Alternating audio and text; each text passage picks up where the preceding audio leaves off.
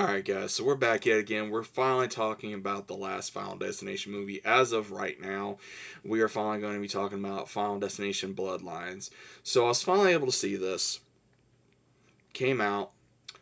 I watched it on Max. And this was a ride, dude. Oh my gosh. So we have um where it begins. It takes place in the very first, like, I would say maybe 20 minutes. It takes place like in the late 60s, I think, or early 60s, where we have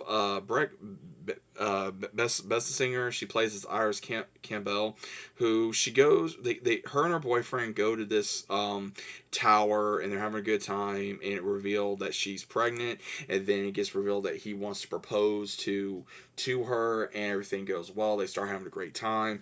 But there's this one kid, again, he's being a brat, and he throws a penny. It gets sucked into the air vent, and it starts some other stuff, and then the floor starts breaking, and everyone starts dying, and apparently no one survives. There's like all kinds of chaos, death, and she apparently dies. All these people die, and there's this woman that keeps waking up, and she's having the same nightmare for over 2 months. We have Stephanie Lewis, who apparently is the granddaughter to Iris, so apparently Iris did not die. Well, she goes home. She's trying to figure out exactly what's going on with her. She tries talking to her dad.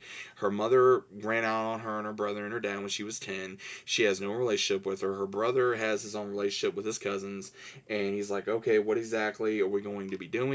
And she goes over to talk to her three cousins, even her uncle, her aunt. Her uncle is very mortified with his mother. He's telling her, leave it alone. It's just, stress, just this, don't talk to her, don't try to get anything from her. But unfortunately, her aunt, gives her the information of where her grandmother is, says, okay, look in this area, but don't. And so she goes to find her. Iris has been in pretty much solitude for the last like 30, 40 years, in solitude, because she was always so worried about her kids. She learned about everything. And from other people that was trying to tell me, or through word of mouth that I heard, oh, well, this has nothing to do with the other movies. And I'm going to say this right now. That is complete, utter BS. This completely went into everything, because it showed Iris was able to go into everything. She kept up with, from the very first five movies and those incidents, on what happened. It showed it in the book that she gave her granddaughter, because her granddaughter thought she was crazy, because as soon as she did something, she had traps all around the perimeter of her house, because it was pretty much fortified, just in case death was trying to go after her. And she made this one comment of, I see you, you son of a bitch. It was hilarious, because she was prepared for this. She was ready for anything. And then as soon as her granddaughter's going to leave, she's trying to stop her, because she knows Death's going to try to make a move. And she tries to give up her own life to be able to save her granddaughter. And she says, seeing's believing. So she does die. Stephanie's grandmother shows up, and she starts learning about her family history. And then unfortunately, her uncle passes away by a freak accident. And everyone's thinking, oh, it's just, coincidence and all this. She tries to get everyone to understand, and no one understands. No one does, not even her mother. And her mother dealt with this for however long. That's the reason why she ran out on him, because she couldn't deal with it, because she thought that she was going to end up as bad as her own mother. And she didn't want her kids like that. But anyway, she thinks that her cousin's going to die, and he somehow survives, and we don't know exactly why. And then it takes out her other cousin. She dies, and we find out from her aunt that her other cousin that didn't die, he was not a part of the bloodline. Apparently her aunt had an affair, and that's the reason why it didn't go after him. But it takes out the other two cousins. It even takes him out because he interferes, and Death's always, vengeful, and it goes after like the oldest of the siblings, and it goes down their line, and it goes down the other sibling, goes down their line. So it's up pretty much between Steffi, her brother, and her mother. They try to go to her grandmother's house, and it doesn't work, because Death, of course, is always one step ahead. And even when they go to the hospital, because apparently there was someone that did cheat Death, and they get the information from who? Tony Todd's character, because Tony Todd's character, JB, but he also goes by William Bloodworth. again, this was the last performance by the late Tony Todd, may he rest.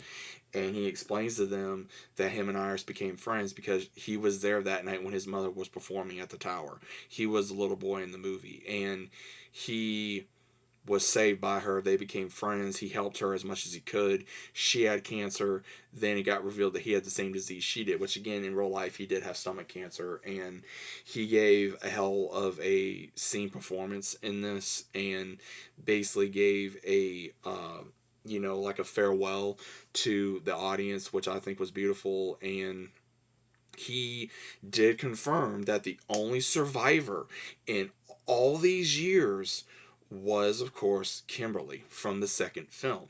It got revealed that all the people that Iris saved, they weren't supposed to live. So that is the reason why all this stuff has been happening. Because in my theory is that Death was going after every single one of these people, and then they went after their children, their grandchildren, etc. And it took a while, and maybe the ones that was taken out in the previous 5 movies were related to the ones that Iris saved at that time and point, and Death was just catching up because again they weren't supposed to survive. They were unbalancing the way the world was. And a lot of people were saying, oh, well, they didn't bring up the lore. They didn't do this. They didn't do that. Well, before I talk about the rest of that, they did, and I'm going to get into that. Because even though the only 2 that survives at the moment was between Stephanie and her brother, because he saved her from drowning, his mother died, and he's going to prom or whatever, and his date's father basically says, oh, I heard he saved you from drowning. She said, yeah. And she's like, I died, but I came back. And he's like, and so it got revealed she didn't die. And that's how come at the very end, a train derails and they both die.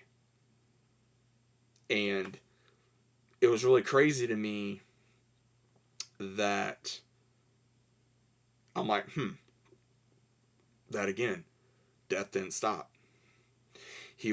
Death was trying to make things right because they were not supposed to be alive. None of those people that Iris saved, including herself, was supposed to survive. So I think honestly, in the last 5 movies, that they weren't supposed to survive, and Death was pretty much collecting. That's what was going on. And they did bring up, if you take someone else's life or if you die and you get brought back, again, they brought that up. The whole thing with the baby, if you're pregnant and all this other kind of stuff like that in the second one, that was not even relevant. So people complaining about that, dude, that wasn't even relevant because nobody was pregnant. So I don't see why that was even brought up. Other than Iris. Iris was the only one that was pregnant.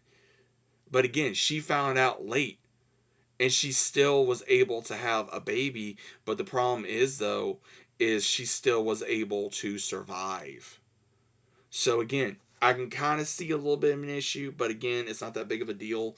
There's been confirmation for a 7th film. I am going to be talking about that, about my thoughts on that, what they can do, and what I'm expecting, and what I hope to see. But overall, I think this was a good film. I really do think that they really ended the Final Destination franchise, supposedly, with Tony Todd's character, and also, while this is going on in a good form, and that way it makes more sense, especially if you've been with the franchise for a very long time. Now, again, I got into this very late, but I'm still enjoying it, and it's very, interesting to be able to have these theories and be able to go into and think about exactly what's going on with these characters in this story. So let me know what you guys think about this down in the comments. Did you guys enjoy Final Destination BloodLines? What do you want to see in the last one? Do you think this was the best one? Do you think it was the weakest one? Do you think it was kind of just in the middle? What is your personal opinion? Let me know about it down in the comments, and I'll see you as always on the next one.